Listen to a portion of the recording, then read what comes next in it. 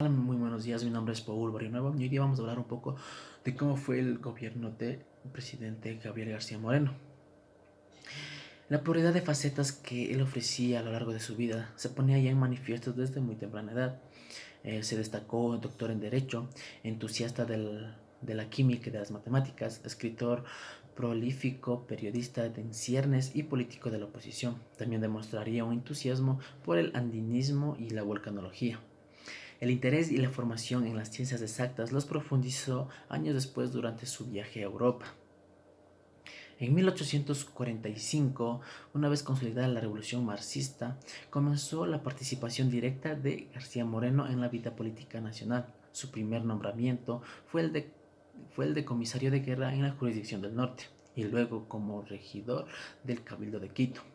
En noviembre de 1847, el presidente Roca le nombró gobernador de Guayaquil ante la necesidad de un hombre con determinación y autoridad suficiente para imponer el orden frente a los crecientes ataques antiflorianistas. Entre 1849 y 1859, en cambio, se dedicó a atacar a José María Urbina, quien controlaba durante esos años, directa o indirectamente, la vida nacional.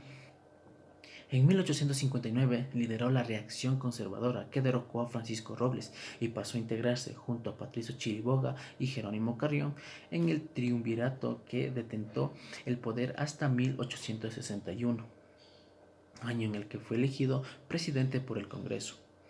Gabriel García Moreno ocupó la presidencia constitucional del país en dos ocasiones, la primera entre 1861 y 1865 y la segunda entre 1869 y 1875.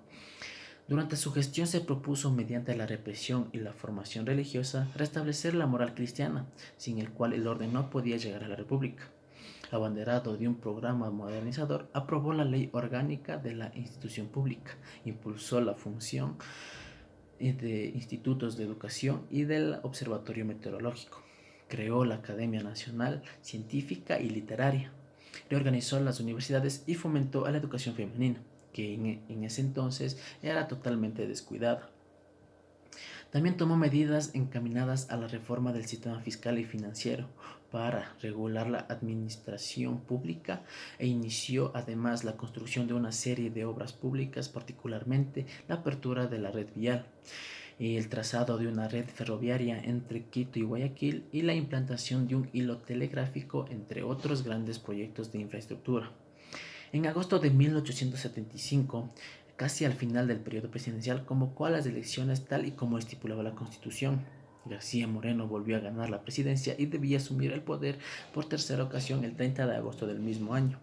Sin embargo, cayó asesinado por un grupo de jóvenes liberales el 6 de agosto de 1875 frente al Palacio Presidencial, protagonizando así una serie de escenas más sangrientas y recordadas de la historia política ecuatoriana.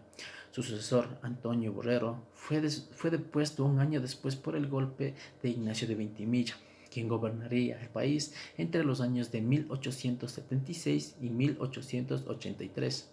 Bueno, es un poco de lo que hemos podido indagar acerca de la presidencia de Gabriel García Moreno. Muchas gracias.